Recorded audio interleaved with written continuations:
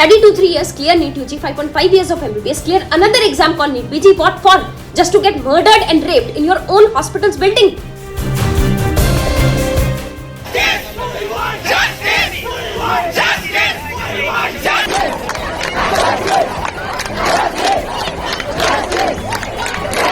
కోల్కతాలోని ఆర్జీకర్ మెడికల్ కాలేజీలో పనిచేస్తున్న ఓ ట్రైనీ డాక్టర్పై అత్యాచారం చేసి హత్య చేయడం దేశమంతటా తీవ్ర సంచలనంగా మారింది.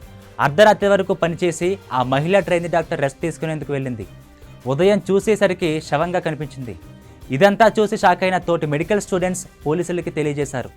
హాస్పిటల్లో శవంగా కనిపించిన ఆ అమ్మాయి మృతదేహానికి పోస్టుమార్టం చేయడానికి డాక్టర్లు సైతం భయపడ్డారు. ఇలాంటి ఘోరమైన ఘటన చూసి షాక్ అయ్యారు. ఆమెపై లైంగిక దాడి చేసి ఆ తర్వాత అతి కిరాతకంగా క్రూరంగా ఆమెను హత్య చేసినట్లు 4 పేజీల పోస్టుమార్టం రిపోర్ట్ను డాక్టర్లు వెల్లడించారు. అందులో సంచలన నిజాలు బయటకొచ్చాయి.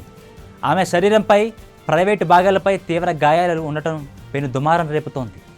ఆమె ప్రైవేట్ పార్ట్స్ నుండి విపరీతంగా బ్లీడింగ్ అయినట్లు పోస్టుమార్టం రిపోర్ట్లో వెల్లడైంది.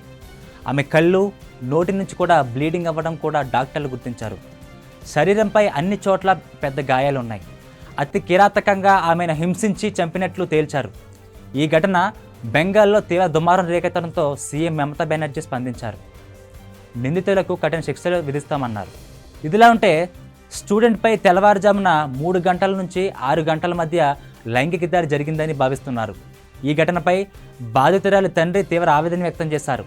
మెడికల్ కాలేజీ ఆసుపత్రిలో లైంగిక దాడి చేసి తమ కుమార్తెను హత్య చేశారని ఆందోళన చెందుతున్నారు.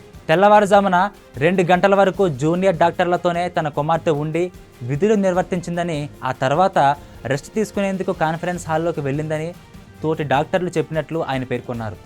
అయితే ఉదయం చూసేసరికి కాన్ఫరెన్స్ హాల్లో ఆమె చనిపోయి కనిపించిందని వెల్లడించారు.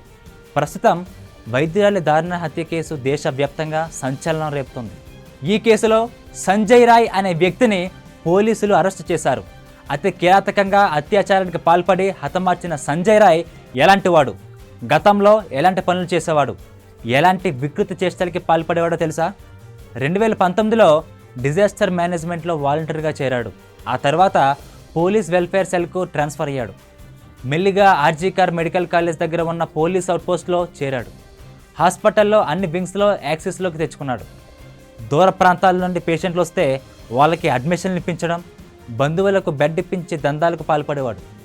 రెగ్యులర్ పోలీస్ కాకపోయినా సంజయ్ రాయ్కి మాత్రం హై లెవెల్ కాంటాక్ట్స్ ఉండేవి. కోల్కతా పోలీస్ అని రాసి ఉన్న టీషర్ట్ను ధరించి దందాలు చేసేవాడు. నిందితుని ఫోన్లో అశ్లీల వీడియోలు కూడా చాలానే ఉన్నాయి.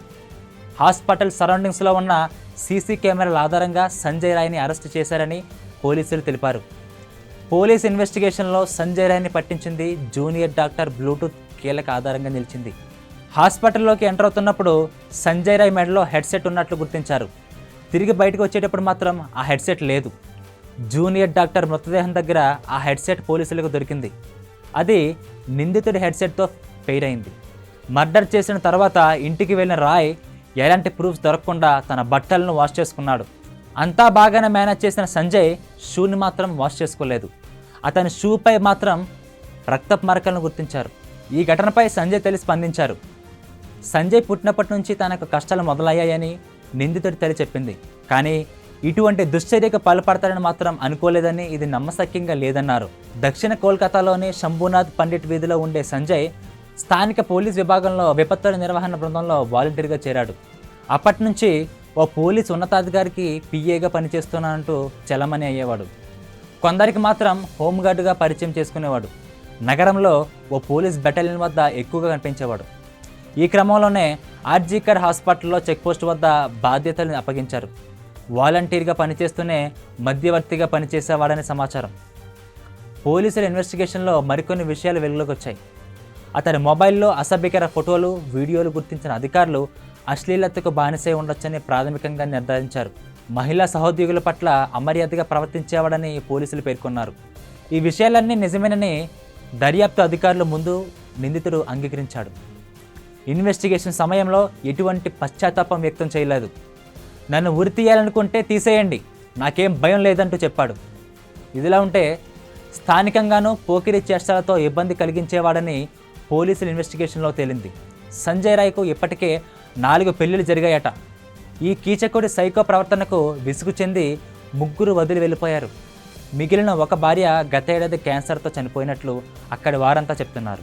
ప్రతిరోజు మద్యం తాగి అర్ధరాత్రి వేళల్లో ఇంటికి వస్తుంటాడని కొన్ని కథనాలు వస్తున్నాయి. ఈ కేసులో ఇప్పటికే అరెస్ట్ అయిన నిందితుడు సంజయ్ రాయ్ ప్రస్తుతం పోలీస్ కస్టడీలో ఉన్నాడు. ఇతనిపై అత్యాచారం, హత్య కేసులు నమోదు చేశారు. అనంతరం అతనిని కోర్టులో హాజరుపరచగా నిందితుడికి ఆగస్టు 23 వరకు పోలీస్ కస్టడీకి అప్పగించింది. మరోవైపు ఈ ఘటనపై దేశవ్యాప్తంగా వైద్యులు, నర్సింగ్ సిబ్బంది, వైద్య విద్యార్థుల నుంచి నిరసనలు వ్యక్తమవుతున్నాయి. ఇదిలా ఉంటే బెంగాల్లో ఆర్జీకర్ వైద్య కళాశాలతో పాటు పలు ప్రభుత్వ కళాశాలలో వైద్యులు, వైద్య విద్యార్థులు నిరసన చేస్తున్నారు. అత్యాచారం కేసులంటూ దేశంలో నలుమూలల్లో ఏదో ఒక చోట వార్తా కథనాల్లో ప్రతిరోజు చూస్తూనే ఉంటున్నాం, వింటూనే ఉంటున్నాం. గత 2-3 రోజులుగా కలకత్తాలోని జూనియర్ డాక్టర్పై అత్యాచారం చేసి హతమార్చిన కేసు దేశమంతటా సంచలనంగా రేపుతుంది. దేశ నలుమూలల్లో కొవ్వొత్తుల ర్యాలీలు, నిరసనలు చేస్తున్నారు. తప్పు చేసిన వారికి తగిన శిక్ష పడే వరకు ఊరుకునేది లేదంటూ డాక్టర్లు, మహిళా సంఘాలు, యువత ఆవేదన వ్యక్తం చేస్తున్నారు. ఈ కేసులో తప్పు చేసిన వాడికి తగిన శిక్ష పడాలి. మళ్ళీ ఇలాంటి తప్పు చేయాలంటే భయపడాలి. జూనియర్ డాక్టర్ హత్య దేశవ్యాప్తంగా సంచలనంగా మారడంతో ఈ కేసు గురించి అందరూ మాట్లాడుకుంటున్నారు.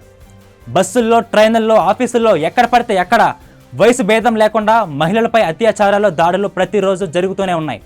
వీటిని అరికట్టాలంటే కొత్త చట్టాలు రావాలి, సమగ్ర విచారణ జరగాలి. న్యాయ వ్యవస్థ, చట్ట వ్యవస్థ క్షేత్రస్థాయిలో పనిచేయాలి. మహిళలు జాగ్రత్తగా ఉండండి.